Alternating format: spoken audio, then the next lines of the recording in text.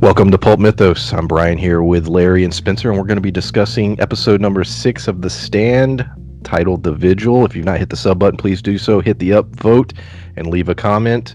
We're going to start with the topic that's probably everybody's talking about in regards to this episode, and that would be the performance of Ezra Miller, Trash Can Man. This is a major character in the book, a very major character, obviously, in the old 1994 miniseries. I'm not going to go into specifics what this character does because it is a very big spoiler to the end, but very important character. Now, there's been some questions as to the portrayal of the character in this version by Ezra Miller being a little insensitive, a little overboard. The character, yeah, that's the best way to bring it up. I just don't understand specifically his outfit. That's odd also, but every other aspect of the performance is a little just over the top and not in a good way. What did you guys think when you first saw the character on screen? Did you realize who it was immediately in connection with the original, Larry? Because Yeah, I did. And my first thought was, damn, he needs a new agent. He really does. It's this role and just that portrayal and everything. It's like, between this and Justice League and the last few things he's done over the years, I just haven't been portrayed with. I haven't been impressed by his the trajectory of his career. And I think my second thought, well, actually, my first thought was, it's like where do you even get tidy whities in that color? It's weird that they put him in that. And it's like I guess he was supposed to be portrayed as being dirty, and it was sort of a portrayal that I was like, this is gonna stir up some drama. And like you said, it was also, was this a personal choice? Was this the direction they gave him? It was a weird performance. It was kind of a weird one. Well, like you said, the underwear. What underwear would be flesh colored? Yeah, Tidy whitey flesh. Well, tidy flesh colored these. I don't know what they're called, but I was expecting Danny DeVito when I think of Trash Man, and Cricket wasn't in the episode, so I was disappointed pretty much thoroughly, just by their portrayal of Danny DeVito's character, and always. now that you mention it, I think Danny DeVito would have made a better Trash Can Man. Honestly, I would have been all over that. Yeah. Him playing that role, just imagine him being just as insane as he is in that episode of Always Sunny where he comes out of the couch, and he's talking about just that kind of crazy. Well, the issue with the portrayal here is partially due to a lack of explanation, and I think if you this is like I said, a significant character in the book. There's a lot dedicated to him. Even in the old series, you have a better understanding who he is. In a show that has gone out of its way to tell the story out of order and then to give us long stretches of backstory, why the hell did you not give us the backstory of this character? Outside of these weird-ass flashbacks, there's like two of them that are they reminded me of Spawn, if anybody's familiar with the character Spawn, the film, the animated series, or the comic. But, when Al Simmons would remember before, and it would just be this flash of him in hell. That's the way this sort of came off. If you're not familiar with the source material, you would have no idea what the hell any of that meant and what exactly happened to this character and what they had went through in their childhood and everything. Absolutely. And I got to say that, it works for Spawn and it doesn't work here because in Spawn, you're not supposed to know. It's supposed to be represented as trauma that you're learning about as experiences that you'll learn about later. But here at this point, I get a very strong feeling. I'm pretty certain we're not going to see any more other than what we saw of the character. And if we were gonna, we should have saw it before. I was thinking he's just gonna come because we know he's gonna come in like the last episode. I'm gonna be like, what the hell? I swear, if they don't, they better give him more. I'm gonna be really pissed. That may be how it goes. He may not show up until, like you said, one of the last few episodes, do his thing, and then you'll go, that's it? It's... Go ahead, Larry. Oh, I was just saying, it's just it feels like Game of Thrones, where we know that they were trying to get it over with so they can do a Star Wars. So they rush through some things. It feels like they're trying to get this show over with. Well, and it's odd because like the way it's the whole thing, like we've talked about it lots of times, the whole backstory. They gave it to us with Trash Man like a half-second flashback, and it was almost too quick. So you couldn't even get like the full amount of information from the flashback. So unless they go back and do like they've done with some of the other characters, and we've talked about this several times, I I really think that this show would benefit so much from just dropping all at once. I have I still have hope that this is going to end well, but as of now, I am not digging their their thought process in cutting it up the way they are because it does not translate well so far. I have a feeling that the last few episodes that they're going to be great. That we might not have any complaint. That we'll have very few complaints at least about those, because the order they're going in and how little they give you about the past, and the fact that they really seem to want to gloss over the past. That's our main complaint about this right now.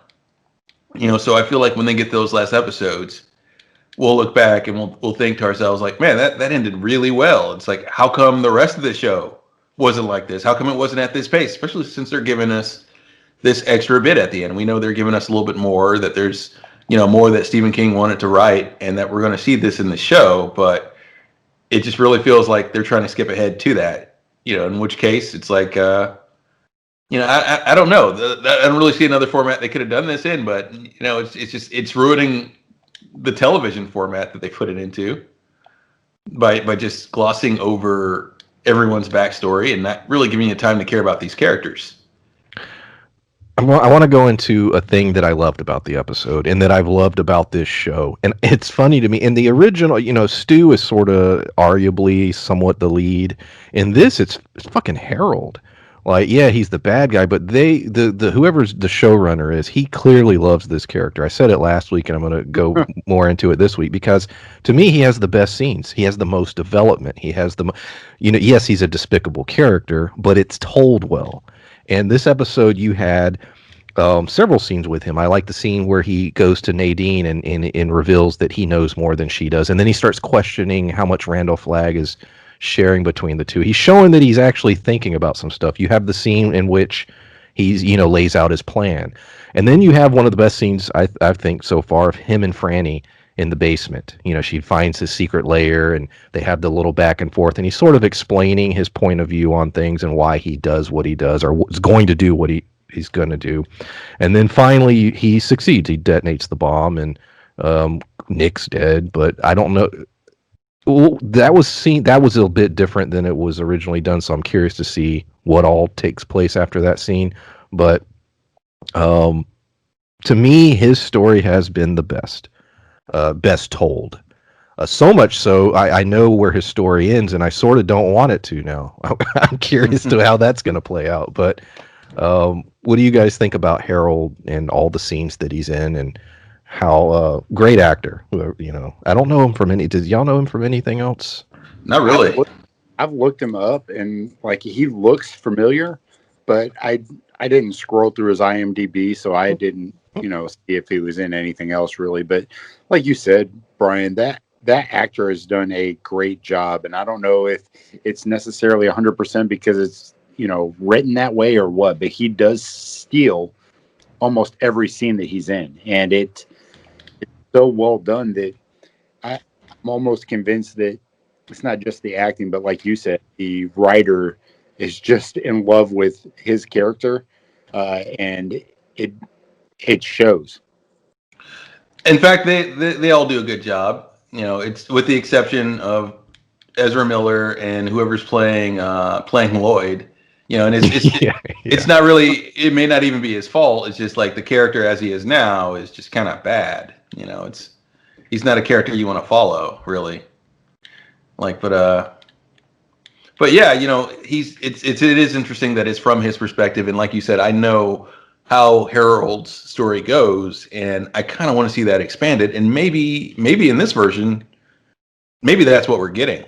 Since we're getting an extended ending. That was my thing because, like I said, I'm trying not to spoil it. Nadine and Harold's stories endings make sense completely in the original, but in this, I don't know that they do. And so we'll see how it plays out and what changes are going to be made. But yeah, where Stu was sort of the main. I want to use the word main character. I mean, there's not really a main character in the book, but he's somewhat the main character in the original. This one, if oddly, yeah, it seems to be Harold, more from his point of view, which I'm okay with them taking a different approach so that it's not just the same. I am not against that at all, but just the way that they're approaching it is what gives me not the warm and fuzzies that I should be wanting to watch the next episode, or I should feel that, this is going to end well. Because right now, I'm hoping it does, but I don't have high hopes. And that's unfortunate because, I like the original source material. I love all the actors in this, but it's just not great. Yeah, and it's one of those things where it's not great, but I feel like it'll end okay, but it's certainly not great now, and just because of all the jumping around and everything and the pacing. But the actors are good. You see, there is definitely still a good story there to be told, and it's just like it feels off because like I said, it feels like they're rushing ahead to something, that they're pushing us towards something, and it's like, whoa, it feels like we're skipping a lot of story here, and we are. It's like even I'm trying to remember the name of the character. One of the ones that they sent to Vegas, the woman that died today. The judge. The judge, yeah. Her, like, there should have been more to that instead of her just bringing her in a body bag. I have a whole lot of thoughts on. Yeah, well, let's go right into that. They sent the 3 spies. Tom, God, I had her name from last week. She was killed last. Dana. Yes, that's it. And then the judge, and they showed her in the hotel room. She knows the next day she's going. Randall Flagg, obviously, he's able to see just about everything outside of Tom, and he wants her protected because he needs to try to figure out who the hell Tom is. He doesn't know who the 3rd spy is, and he sends word through Lloyd to tell his guys, hey, be cautious, capture anyone you see, don't kill. And then we go, and then they just, she's killed. It's done off screen. It's a throwaway. It just happens. But it's all the setup for the Bobby Terry sequence, which is pretty lengthy, actually. And I love the sequence. I thought the way it played with him being brought up to all the stuff Randall Flagg said. That little speech he gave, I absolutely loved it, about apologies and accepting apologies. And then all of a sudden, the hunt and killing Bobby Terry and the display for all the New Vegas citizens through the mirrored elevator. I loved all that stuff. Even him figuring out Tom through some listening. He's able to listen, and he zeroes in on where he thinks Tom might, who the spy might be. Of course, Tom escapes. But I love that sequence. Now, I do have one problem. I'm going to say it really quickly, and then Larry, I know you said you had a thought, and I wonder if it's the same thing. We've never seen Bobby Terry. Ever. Ever. We haven't spent a lot of time in New Vegas. This is what I wanted out of the New Vegas stuff. Sort of showing Randall Flagg's operation, how he operates, his people that he has in power. This was a better display of that, but yet again, we're rushing through certain things. Well, yeah, and it would have been nice to explore that a little more, especially since we're expanding the series. That would have been a good thing, but my real gripe comes from the fact that it's like, okay, this comes after Mother Abigail's whole speech about them seeing him for what he really is and everything, and that was supposed to be one of those first few moments, that she's like, oh, even those people in Vegas will figure you out, and clearly this is one of those scenes where we're supposed to go, okay, they're starting to figure him out, but that doesn't make sense. Not for New Vegas, not for the setup they have. Not for a town where they have a gladiatorial arena where they watch people violently kill each other day in and day out. How would how would that make these sociopaths go, oh my god, he's a monster? Well, It doesn't add up to me, because they've seen wanton murder before, and they know he's unconditionally in charge, and they kind of indulge in that. well, like you said, we haven't seen this character the entire time. I I IMDb'd him because I was like, that guy looks super familiar, and I've seen him in tons of other stuff, but he's listed in 2 episodes, and unless they do like a flashback that just happens to show him, it doesn't appear that he's going to be back. So I don't remember seeing him in another episode. Though, like you said, I don't recall ever seeing him. Well, if unless they're going, are you talking about Trash Can Man or Bobby Terry? Bobby Terry.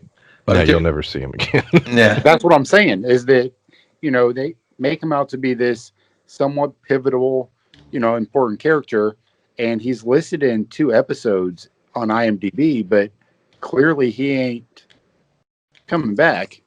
So I'm really curious as to if he was in a previous episode or if we're getting like some kind of flashback, because if I remember correctly, he's a little bit more important, not super important, but you know, had a little bit more screen time than the original. And like I said, if they're just trying to get rid of characters and not include them, that's okay. But then just don't include them. There was no reason for him to even be there if that was what they wanted to, include him for. I think it was solely for the elevator scene. Yeah. You could have, it didn't have to be a named character. It didn't have to be somebody that was meant to be somewhat important, because they made him feel important and then did that. Like, to me, it cheapens the whole scene for me. I don't like that. Well, yeah, and the fact that we never see that, that Bobby Terry, he's in a position where it's like, oh, he's untouchable, Flag will never harm him, and that the community gets that sense, because that would make that more raw. That would make that more real, in the sense that it would highlight everything that Mother Abigail was saying about him. That they're going to figure you out and everything. Then they'd get the idea like, oh, there is no safety from this man. Eventually he'll turn on us all. If it was like that, if they saw that he was, just unreasonably harsh with Bobby Terry, they don't even know what that's about. I feel like even given the context that we got from this episode, Randall Flagg could easily lie his way out of that, and would, if anything, if it was even necessary. But for the environment that they built, it doesn't seem like he'd even have to.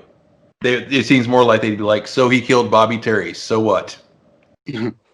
We kill people all the time in this town. Yeah, that's what I'm saying. It lessens the importance of it. You got this no-name character that has shown us zero importance, and then he killed him brutally, but they, like you said, they have a fucking gladiatorial arena where Tom is just down there putting bodies in the back of a truck like every day. He's just taking dead bodies. So why would that be significant for this person to die? Why? Because Randall did it? Like, that's the only importance, and that doesn't make sense for me. Like I said, it lessens the importance of the entire scene. Absolutely, and you bring up another point. It's so common that they have an entire crew that handles body disposal for it. That's how common it is. And yet it was supposed to be significant. Well, the way they're handling Randall Flagg, even the scenes he's in are good, but if you go, the audience, we're just gonna keep. I'm sorry, we're gonna keep comparing it to the original. That's just the way it's gonna be. But he has, like you said, Larry, he's a little more political and clever in the way he approaches things till the end. Till the end, it changes. But this one, he's more sectioned off, and then he does like that on the elevator, and it's like, who cares? Really seems like floating for some reason. Yeah, and he loves to float. He floats a lot. Are you upset that he hasn't done any transformations, or do you think they're not going to do them at all in this? In the original, he has a different form that he appears as several times. I think it'll be like real late. Well, I think we'll see it once before like events shift. That until then, we'll see what we've seen so far. He'll get a real deep voice, and maybe his eyes will change. And, we may get the other thing he does maybe once. Yeah, I was wondering about not that I don't know if that's in the book or not. I'm assuming it is, but he does in the original series. He has a different form that he can take, and there's a great scene. Another scene I really enjoyed was him and Mother Abigail in the woods. I did like that scene. I liked him trying to tempt her. I liked her holding, the faith, and the whole way that scene played out. Now, I will say the ending of that scene, like I said, they're changing some things, and this is part of that. Um, but I thought it played well. I'll know next week whether or not I liked it or not completely. But what did you guys think of that scene? Personally, I thought it was I thought it was pretty good. And there are some things between that and like you said, the way things went down at the at the visual and everything that were different, and those were okay, and those were good additions. And if they had expanded on past events a little better, some of those scenes would have been a little more significant. But the additional Mother Abigail stuff, I thought that was pretty cool, like you're saying, and they outright say it, but it's very much just kind of like Satan tempting. I can't remember which biblical figure off the top of my head because we're recording now. Tempting whoever tempting Christ in the desert. And it's it's very similar to that, and I thought it was a cool little analogy that they did, and they pointed out themselves, but it's good to see that she struggles too, and that was a good thing that when we had that flash forward to when the first two survivors arrived in Colorado, it was good to see that she's still got her struggles, she's still going through her things, her own issues, even though everybody in the group, well, everybody in Colorado seems to look at her as this pillar of strength and faith, and they don't know how they're going to go on without her, even though these chosen five are supposed to lead them. Well, and I think, we talk, there's been a lot of us bitching about how they're, like how it's structured and how they, don't lead us to believe any of these other characters have importance. But Mother Abigail has so little screen time, yet somehow it still feels impactful, and it's not acting because, there's some great other actors in this. Whoopi's not, the only decent actor in this show, but for them to for her scenes to be so important and to garner that kind of, I don't know, like they felt important and they felt like well done, even though they were shorter. Whereas, like Bobby Terry's got 30 seconds of screen time and it felt like a throwaway scene, where her scenes are just as short, but they don't feel like throwaway scenes. So I think that's my beef, because the acting's good by everybody, but her scenes have been great, even though they're short. But so many of the other shorter scenes have been like throwaway, even though they felt like they should be more important. Yeah, Yeah. absolutely. So Nick blows up, in that scene. He's killed in the explosion. Now, this is a spoil. Correct me if I'm wrong, Larry. Nick doesn't he come back in visions and stuff? Also, I don't quite remember. I know he died roughly in this. Yes, that was accurate. Drastically different. It wasn't the piano last time, which was a neat touch. That's fine. Because it was fine because they showed you earlier that like Mother Abigail references it in an earlier episode that she always leaves it open, and that's how Nick finds it. So we get a scene where he realizes what's going to happen, for good reason, right before his death, because something is off. The piano's never closed. Yeah. The way that played out, it was a callback to previous scenes and stuff. So I didn't mind that, the way that played out. But I believe he will. We'll see. I think in other words, I think we'll see him again in a different way. Tom escapes. We see Tom and decides to hide in the bodies. That was fine. His whole sequence of him trying to figure out the word run, I thought that was, a nice little thing. It's things like that. Like they take the time to show you little details like that, but then gloss over other things. It's like, we're going to, skip this, but we're going to show you this little detail. It's just uneven, basically. Well, yeah. And I loved that scene, and it felt Well, I hate keep saying, important, but like it felt very important. It felt like it meant something. And going forward, it also, it's to me, it's going to show that Randall really can't see him. That Randall Flagg, for whatever reason, cannot, I guess not grasp onto, but locate Tom. You just can't. And this is a great way to show that no matter what Randall does, Tom is immune to his abilities. And him putting everything together and hiding under the body. It was a great scene, and it showed to me what he's willing to do to survive. Also, Well, yeah, absolutely, and it does a better job, I think, of that than the original. Because I believe he just gets on his bike and goes at that point instead of hiding in the bodies or anything. Yeah. It was more. That's why I'm saying certain things they expand on, and I'm like, wow, that was cool and clever, and then other things are like, no. Well, yeah, and that seems to be the biggest gripe that we have about this show. That not only should things have been done in the order of the original Stand, it should have been done at roughly that pace too, because we're doing things at a breakneck pace because they're trying to avoid pandemic stuff because they want to get to their big end. But much like the Game of Thrones guys, it's like, yeah, but if you mess up things before you get to the end, once you get there, nobody cares. Like, even though their ending was horrible. Like, but We get a little more with Joe. They've been doing fine with Joe, I think. This episode, we get him warning Larry about Nadine, and then him finding Mother Abigail. I think the way his story has been told and developed, and knowing where it's going to end, I think it's been fine. He's one character that I think they've done an okay job with telling his story. well, right.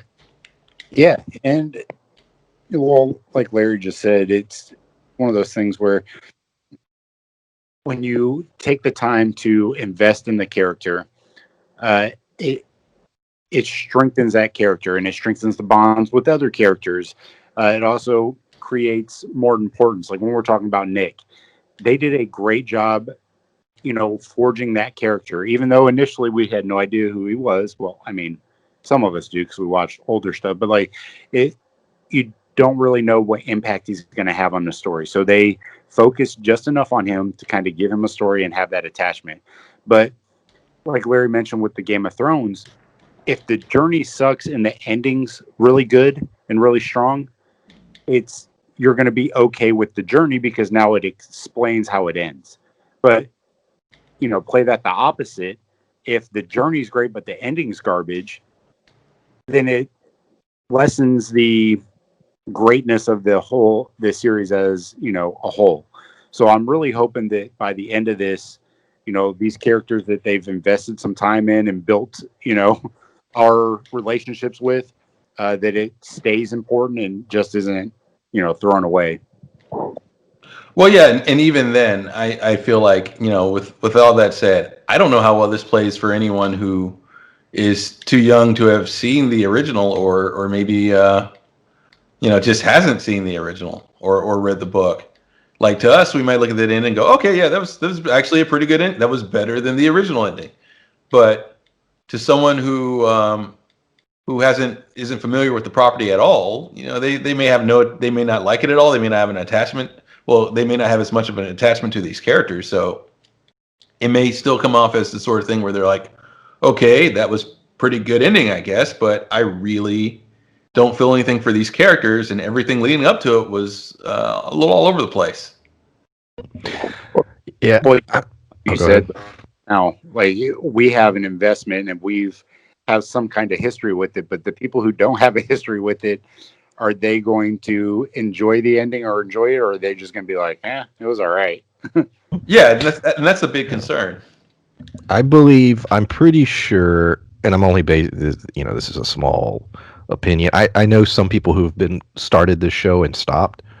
So I am curious how many people that is, what the weekly views are. And I think a lot of people are waiting for it to finish before they go back to it. I have a few concerns about the ending. I'm not going to voice them here because they would be spoilers, but uh, I really, based on how they've told this story so far, there's a few things at the end. I'm like, how the hell are they going to do that in this? It's like I really don't know. I have no idea. I'm sort of watching just for that point now. It's like I want to see how the hell they do this.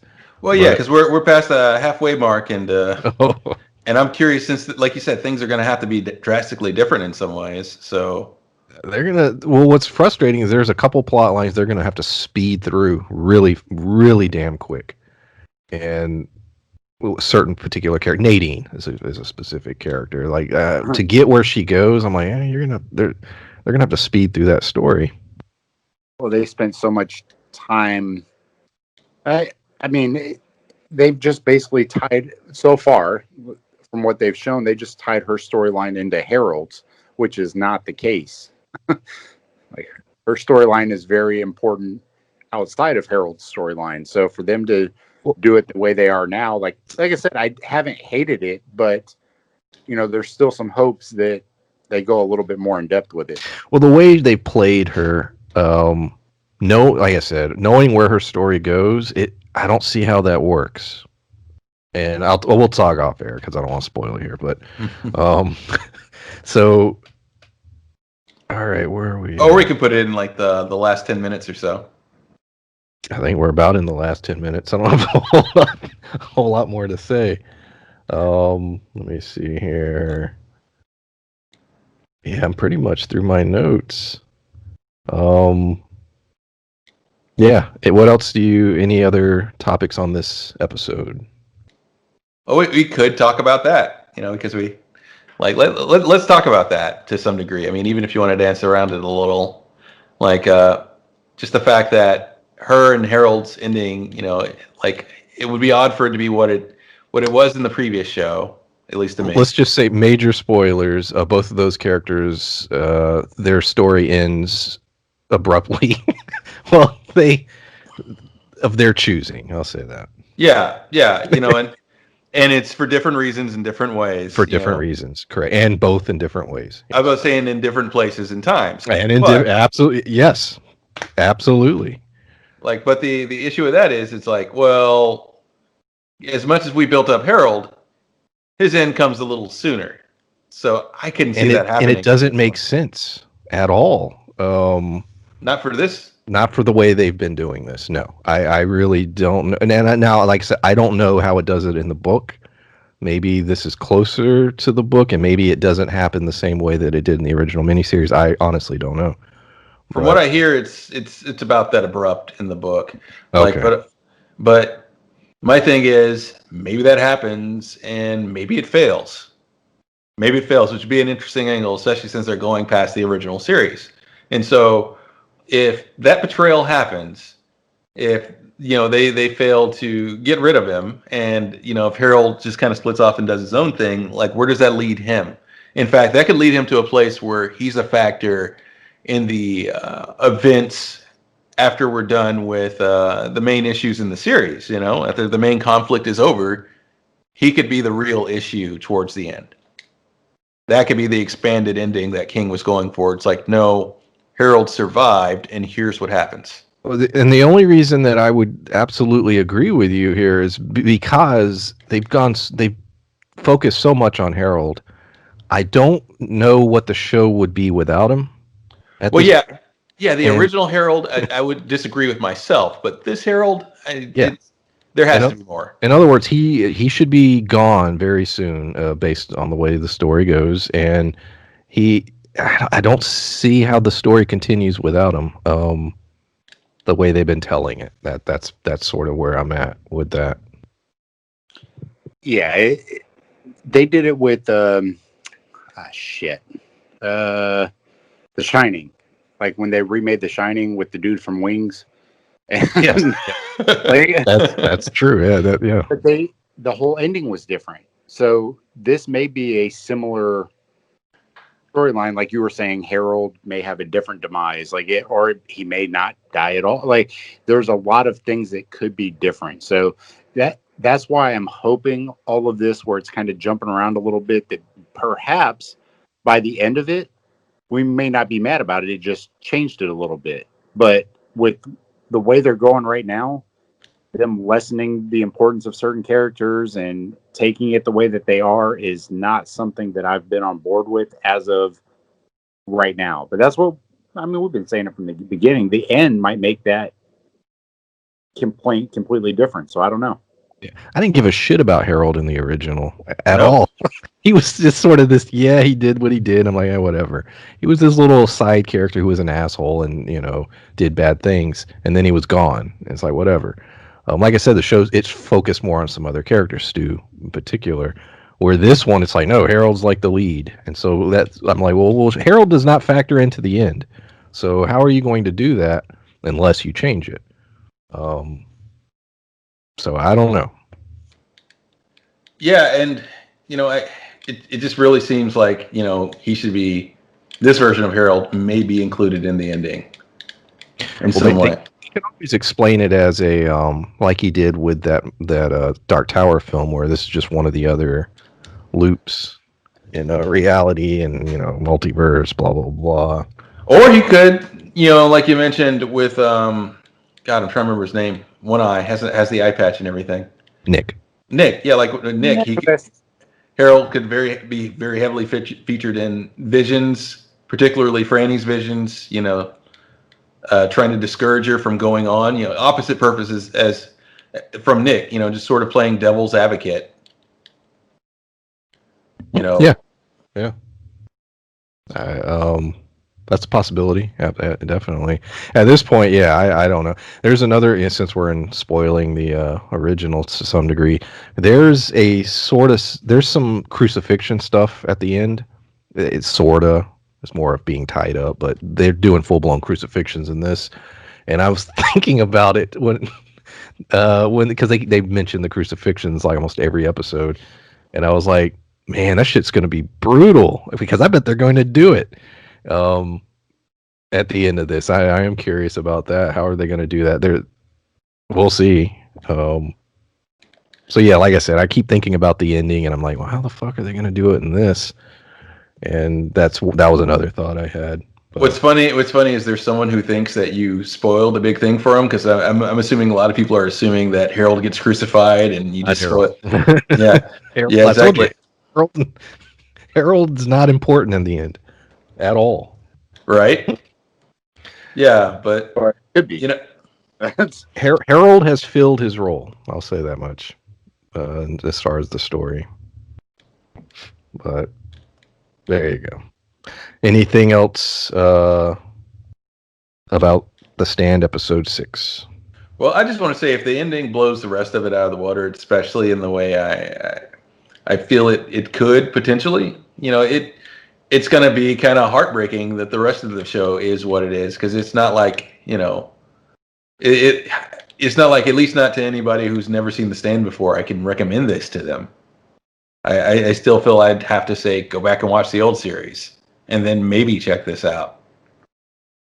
Yeah, I would agree with that. I'll say this. Here's a positive thing. I am contemplating reading the book. Same. And it's mostly because of the frustration with this. And I'm like, I want to, I want to read the book. And oddly enough, this may push me to that. We'll see. I'm shocked Spencer hasn't read it. He loves 1,000-page books, like legitimately. That's not inaccurate. I've read lots of them. I read it when I was younger, and that one's almost as long. I think it's only like 30 or 40 pages shorter. It's not a whole lot. Well, I think we all used to read like a lot of Stephen King too, so yeah. I think it's weird between the three of us that none of us have read. None of us have read The Stand.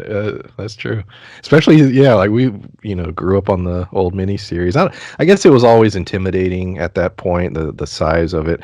And I always heard not only is it a massive book, but there's as anyone watching the show, there's a shit ton of characters, and a lot of them are, given backgrounds, and who they are. So there's a lot of characters to keep track of. Yes, a lot.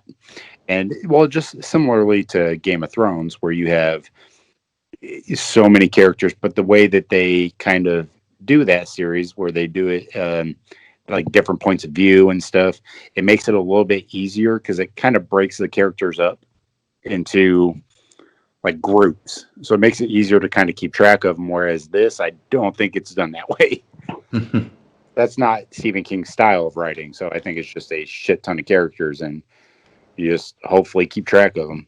But I mean, with being able to see the miniseries and stuff, it helps you put a face to a name. So like when you see the name, it's a little bit easier to keep track of them. So I had heard this is from some comment somewhere I had read that the book, the citizens of the New Vegas are more sympathetic in the book than they've been portrayed, and I'm curious to what that means and if that's accurate or if that's just one person's interpretation. That was something that I had read a while ago and was curious about.